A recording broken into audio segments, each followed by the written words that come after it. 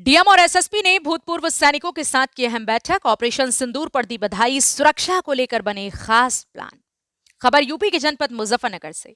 मुजफ्फरनगर जिला प्रशासन और पुलिस एक बार फिर सुरक्षा को लेकर पूरी तरह से सतर्क और सक्रिय नजर आए। शुक्रवार को जिला पंचायत सभागार में डीएम उमेश मिश्रा और एसएसपी संजय कुमार ने भूतपूर्व सैनिकों और पुलिसकर्मियों के साथ एक अहम बैठक की। इस गोष्ठी में जिले के तमाम वरिष्ठ अधिकारी भी मौजूद रहे, जिनमें एडीएम प्रशासन नरेंद्र बहादुर सिंह और एसपी सिटी सत्यनारायण प्रजापति शामिल थे। गोष्ठी की शुरुआत देश के सफल सैन्य अभियान ऑपरेशन सिंदूर की सराहना के साथ हुई। डीएम और एसएसपी ने इस ऑपरेशन की सफलता के लिए सेना और केंद्र सरकार को बधाई दी।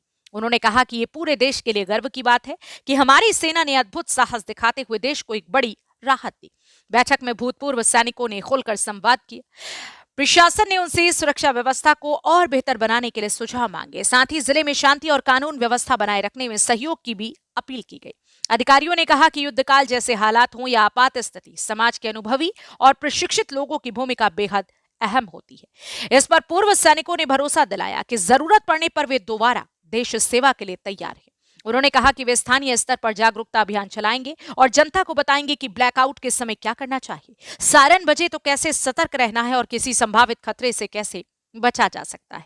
इतना ही नहीं, पूर्व सैनिकों ने रक्तदान शिविर लगाने की भी बात कही ताकि जरूरत पड़ने पर देश की सेना को हर तरह की सहायता मिल सके।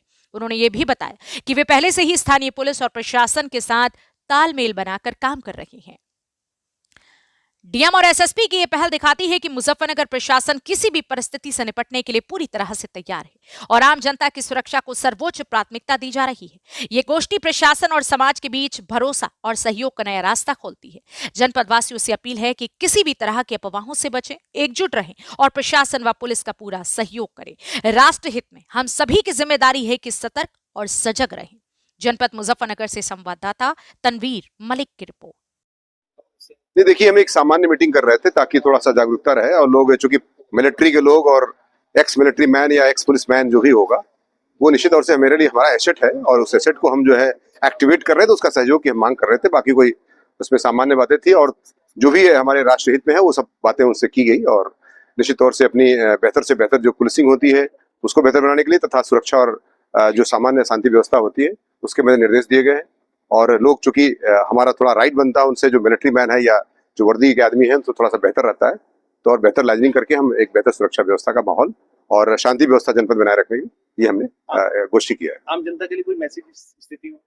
बिल्कुल, निश्चित तौर से, और हम इनके माध्यम से ही मैसेज दिया है कि हम अपील करते हैं कि सब लोग जो है राष्ट्र हित में साथ रहें और सहयोग करें और हम एक है और हम एक है, बस एक है।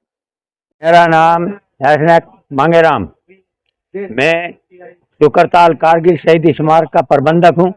वहाँ पर रहता हूँ और वहीं पर जो है ना कारगिल की देख रेख रखता हूँ। जोश है, इस तरह का बात है कि जोश है बॉर्डर पर जाने के लिए तैयार हैं। बॉर्डर पर जाने के लिए एकदम तैयार हैं। अगर गवर्नमेंट हमें कहे तो हमें एकदम तैयार हो जाएंगे, क्योंकि हमें पता है हमने 71 की लड़ाई लड़ी नौशेरा सेक्टर कलसिया में। आगे जो है ना बॉर्डर है, बॉर्डर में जो है ना हम 71 की लड़ाई लड़ी है और हमारे अंदर आज भी वही जोश है, वही होश है और हम बिल्कुल घबराते नहीं। चाहे जब कहो जब ही तैयार हैं। गवर्नमेंट के लारे हम पूरे दिल और जान से हैं और अपने देश की रक्षा के लिए जो है ना हम कुर्बानियां देने के लिए कभी पीछे नहीं हटेंगे। जिलाधिकारी साहब आपकी वार्ता हुई है क्या? जिलाधिकारी जो थे उन्होंने हमारे को बताया है आप लोगों को ट्रेनिंग देने की जरूरत नहीं, आप खुद ट्रेंड हैं और अपने जो है ना गांव में जा करके सभी को बताना है कि कैसे जो है ना बचा जाए। अगर कोई हादसा होता है तो उसमें हमें कैसे करना चाहिए, क्या करना चाहिए। बम आता है तो उसको क्या करना चाहिए। बम आकर के कहीं पड़ता है तो हमें ये पता हो जाता है, जिसने लड़ाई लड़ रखी उसे पता है। जब बम आता है उसकी आवाज़ आगे सामने ही खत्म हो जाती है तो समझो सिर पे आता है, अगर सिर पे आवाज़ चली गई तो समझो पीछे गया। तो इतना ज्ञान हो जाता है लड़ाई लड़ करके कि ये बम जाएगा कहाँ। अच्छा, 65 में भिड़ा पाकिस्तान मात खाएगा, भिड़ा फिर आधुनिक भारत से आज लड़ रहा है, तो क्या लगता है औकात है पाकिस्तान की? पाकिस्तान की कोई औकात नहीं है।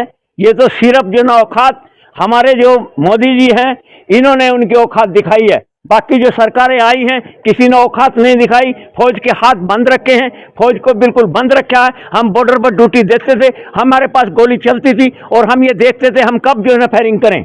लेकिन जब से जो है ना मोदी की सरकार आई इन्होंने हमें खुले कर दिए। हम उधर फायरिंग एक करता था, हम उसको 10 फायरिंग करते हैं।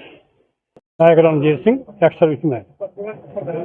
अच्छा, आप भी फौज में रहे हैं, तो वर्तमान स्थिति को देखते हुए आप क्या समझते हैं जिस तरह से भारत ने लगातार हमला बोल रखा है पाकिस्तान? नहीं बोलना चाहिए था, इससे पहले बोलना चाहिए था।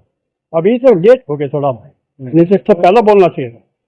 अब हम तैयार हैं, ये भी हम तो डॉक्यूमेंट लेकर आए हैं अपने एंट्री कराने के लिए, साथ चलने के लिए। क्या तो आप जाने के लिए तैयार है वहाँ? बक्सर किया है जी, कुर्ते पजामे दे दिया है इसमें, जब कहेंगे गाड़ी में रखेंगे चलो। जैसे फौज में करते हैं ना, जिलाधिकारी ने मीटिंग भी ली है, क्या कुछ? पूरा सहयोग करेंगे, पूरा सहयोग करेंगे। मोहल्लों में इसमें जैसा लाइट का है, इसका है, जैसा बता, पूरा सहयोग करेंगे। क्या सबसे आप जो हरकत पाकिस्तान ने दिखाई है उसका बहुत गलत दिखाना है, बहुत गलत। इतनी गलत कोई देश दूसरा देश नहीं दिखाना, जो मतलब पेन पे उतार कर उनको मारेगा है। इतना गंदा सब कोई नहीं कर औकात है पाकिस्तान का? नहीं है हमारे सामने। पहले सन कहते थे 65 की मनी थी, 65 की मनी थी। 65 में तो बांग्लादेश, हिंदुस्तान, पाकिस्तान एक था, ठीक नहीं थी। फिर 71 की मनी रही, कारगिल की मनी रही। तो मीटिंग में क्या कुछ आदेश हुए हैं क्या? मीटिंग में ये है भाई, अपने मोहल्लों में इसमें जो है लाइट वगैरह का इसका जो आता है इसको कंट्रोल करो। ये होटल बजता है, परसों होटल बजे तो हमने बंद कर दी थी। हम तो काम रखते हैं होटल पे।